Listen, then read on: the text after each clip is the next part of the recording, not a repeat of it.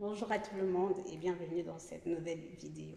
Alors, comme l'amphi est vide, j'ai décidé de faire cette vidéo parce que quand je me retrouve dans cette salle toute vide, ça me fait penser à tout ce que je vise et à tout ce que j'ai toujours eu envie de faire, ce que j'ai envie de faire dans le futur. Je vous parlais déjà du fait que je n'ai pas eu la chance d'avoir un prof de maths femme, ou du moins j'ai eu une prof qui arrivait qu'une seule fois et après elle est tombée malade. Et pour moi, en fait, enseigner, ce n'est pas juste une petite fonction où je vais aller faire mes cours et rentrer. Aujourd'hui, je suis en début de carrière, je commence l'enseignement, je peux dire comme ça, et donc je n'ai pas souvent l'occasion d'enseigner dans des très très grandes salles, mais en fait, quand j'étais à l'université de Douala, on a toujours l'amphi avec beaucoup d'étudiants. Et ce que moi je vois en fait, c'est de dire que être dans cette salle-là et donner le coup de maths en tant que femme, c'est quelque chose qui pour moi ne représente pas forcément une valeur importante pour ma personne, mais ce que ça va changer dans la vie des autres. Aujourd'hui, j'ai peut-être évolué, mais quand je regarde les choses que je comprends aujourd'hui ou les choses que je pense atteignables aujourd'hui, si à l'époque j'avais eu l'occasion de voir une autre femme qui venait chaque jour en classe faire le cours, qui était la prof, pas juste... On a même eu la chance d'avoir une prof de TD1, mais c'était une seule fille. Tout le reste était des garçons. Donc je me dis, si à l'époque j'avais cette chance d'avoir une femme qui venait faire les coups avec nous, peut-être que ça allait beaucoup changer, ça allait énormément changer de choses sur ma façon de penser, sur ma façon de voir. Et je pense que pendant la thèse, j'ai eu cette chance d'avoir ma directrice de thèse qui est vraiment une personne inspirante, qui est une personne qui montre comment, avec malgré tout ce qu'on peut dire et tout ça, qu'on voit la facilité avec laquelle elle a à gérer les choses. Donc, si vous ne le connaissez pas, elle s'appelle Suzanne Touzeau. Donc, je vous invite d'ailleurs à aller regarder son profil. Elle fait des boulots, des trucs super formidables. Et donc, oui, je aussi dit d'ailleurs que c'était pas juste ma directrice de thèse, c'était pratiquement une maman pour moi. Et donc, ce que je dis en fait, c'est qu'avoir une personne comme ça qui nous inspire chaque jour, nous aide en fait à s'épanouir dans ce qu'on fait, dans ce qu'on a envie d'accomplir.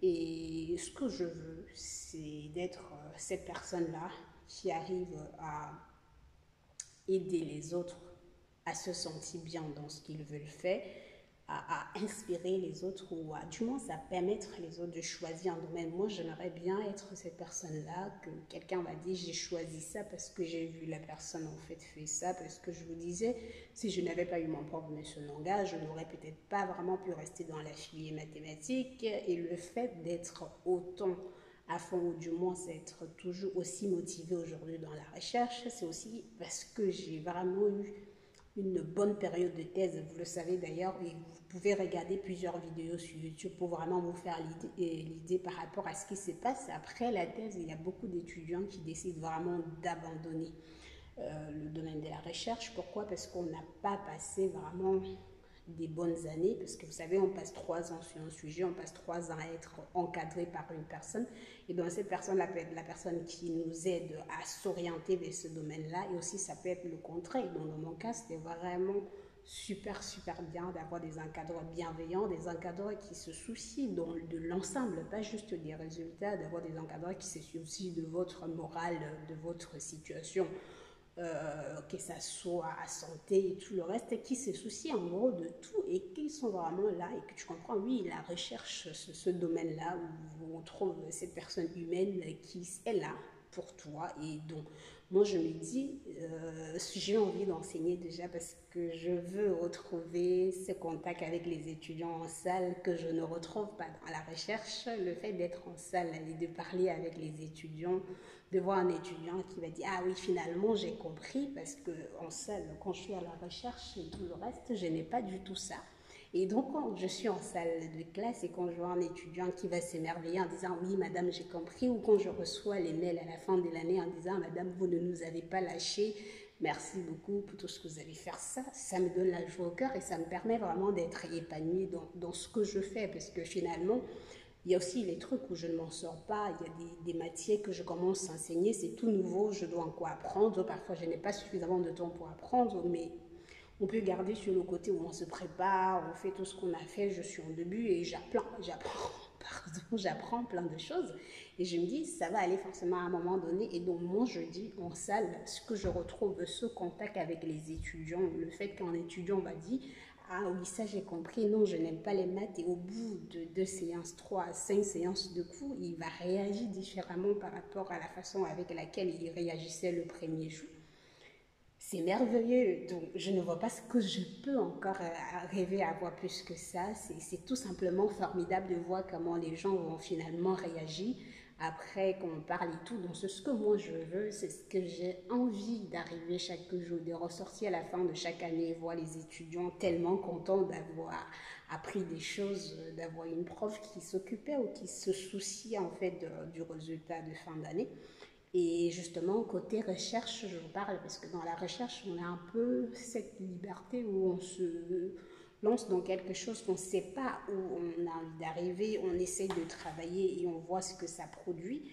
Dans la recherche, en fait, mon imagination m'aide en fait à voir beaucoup de choses et c'est cette imagination-là qui m'aide aussi à voir tout ce qui se passe sur mes autres types de projets. Vous savez que j'adore énormément l'entrepreneuriat et ce qui m'aide vraiment à voir beaucoup dans d'autres sujets. C'est pour ça que la recherche pour moi, ce n'est pas du tout quelque chose que je vais dire je vais exclure ou je vais épargner. Non, non. Et l'enseignement, non. Donc j'ai vraiment besoin d'être dans le mélange et surtout pour l'enseignement parce que si je reste que dans la recherche, surtout si je suis en Europe, en Amérique et tout le reste, je ne peux pas avoir l'occasion d'aller au Cameroun assez facilement pour enseigner, en tout cas dans ce que je vois.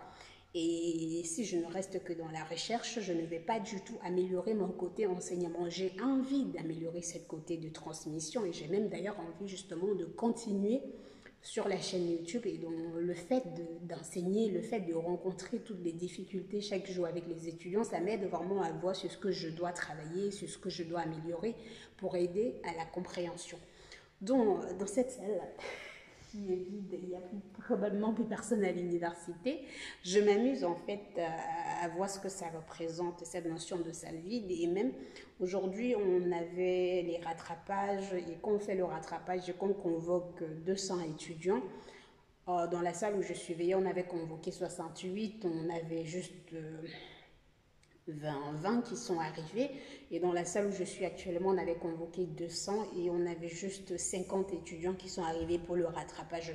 Encore, ça revient à la vidéo dont je vous parlais la dernière fois. Beaucoup d'étudiants abandonnent la première année en cours de chemin. Et donc là, si vous voyez, s'ils ne reviennent pas du tout composés, ça veut dire qu'ils n'ont plus du tout envie de faire le truc et d'autres, vous voyez, ça, c'est 50 sur 200, c'est vraiment très, très petit.